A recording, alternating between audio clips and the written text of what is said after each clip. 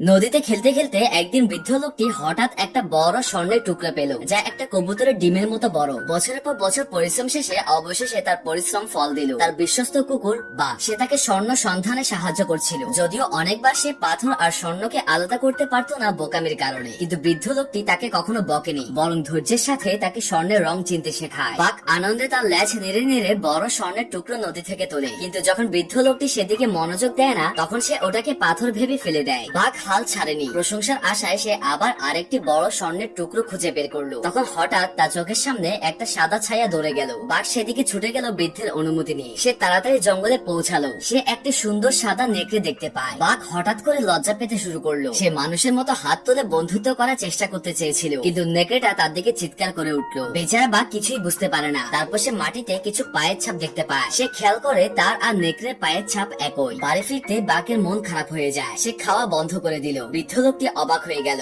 এখন বাঘ শুধু দূর থেকে সাদা নেকড়েটাকে দেখতো। নেকড়ে তার দিকে তাকালে সে মুখ ফিরিয়ে নিত। নেকড়েটা ভাবে বাঘ তার এলাকার দিকে নজর দিচ্ছে, কিন্তু একটা ঘটনা তাদের মধ্যে দূরত্বের অবসান ঘটালো। একদল নেকড়ে একটা বন্য শুয়োর শিকার করছিল, কিন্তু বুড়ো নেকড়েটা হঠাৎ করে পানিতে পড়ে যায়। সাদা নেকড়ে কিছু করতে পারার আগে বাঘ একটা সিদ্ধান্ত নেয়। একটা বড় দল নদীর মাঝখানে আটকে থাকা প্রধানকে বাঁচাতে এগিয়ে এলো। সবাই পাশে দাঁড়িয়ে দেখছিল, কিন্তু বাঘ সমস্ত শক্তি দিয়ে তাদের নেতাকে উপরে তুলে আনে। এই সাহসিকতা শুধু সাদা নেকড়ে নয়, পুরো দলের হৃদয় জয় করে নেয়। এরপর বাঘের দিন জঙ্গলে কাটতে শুরু করে। তার পরিবর্তন হওয়া আচরণ বৃদ্ধ লোকটির চোখে লুকিয়ে থাকতো না। যখন সে দেখলো বাঘ নেকড়েদের সাথে খুশি, তখন সে বুঝতে পারলো বাঘ তার সত্যিকারের বাড়ি খুঁজে পেয়েছে।